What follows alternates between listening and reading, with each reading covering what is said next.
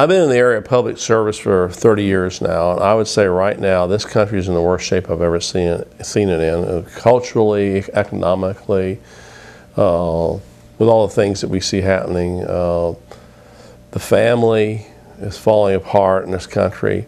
Morality is at an all-time low. People just don't have any sense of right and wrong.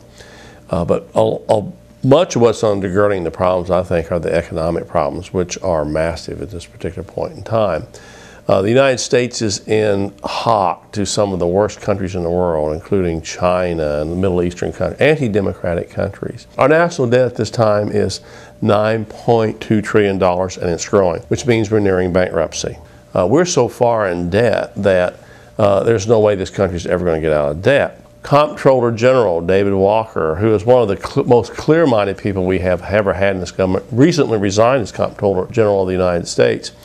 Fed up with what he's seeing happen, says there's a good chance we're going bankrupt. We're fiscally irresponsible. First of all, what we're going to have to do is as citizens of this country, we're going to have to be responsible, and we're going to have to let responsible politicians, hopefully statesmen, that will make the right decision. We need politicians who will tell us the truth. We need to sober up. Second, Americans have to exercise personal discipline themselves. Binge spending, which we continue to do as most Americans with credit card debt.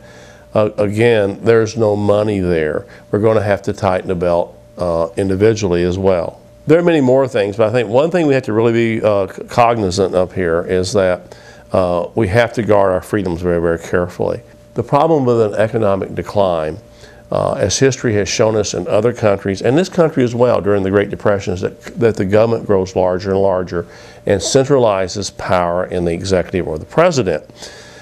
There is a good chance with the way things are going at this particular point in time, with our constitutional liberties continually under attack and presidents who seem to have no regard for them, that we can move into some sort of semi-fascist state. In fact, former presidential advisor Bertram Gross, in his book Friendly Fascism, says that's a very real possibility, and he warned us against that as early as the 1980s.